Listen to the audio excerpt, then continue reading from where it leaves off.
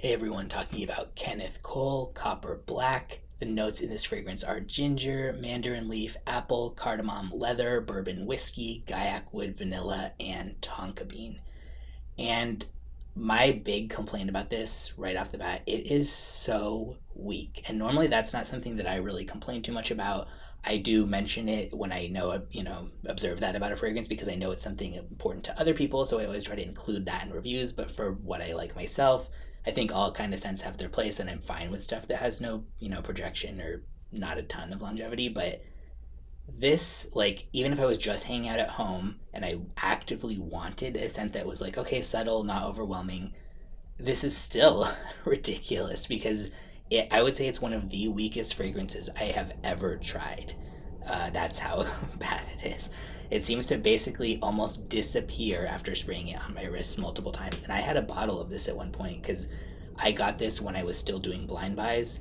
And this was part of why I stopped because at first I convinced myself, like, oh yeah, it smells really good. Because I did like the smell of it, but it's harder to kind of come to terms when you already bought a bottle that, like, no, this kind of sucks.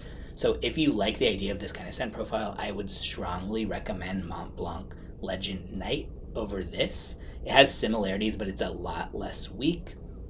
If they were to redo this as an eau de parfum or a parfum concentration and actually make it like that, not just one of those ones where they claim it's like that and it obviously is just a different kind of fragrance or not stronger or whatever, I would love to try that.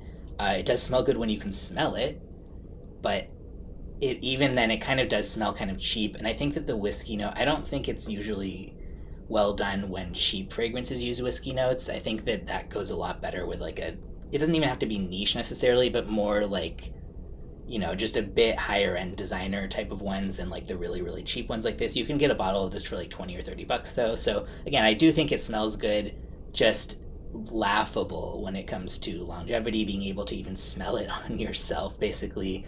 And I think that it might be a bit better without the kind of cheapy boozy vibe. But I'll put a link in the description where you can get a bottle. I haven't seen anywhere to buy a sample of this, but if you are interested, the bottles are so cheap that you could always just go for it, but I don't recommend it. So if you've tried it, let me know what you think.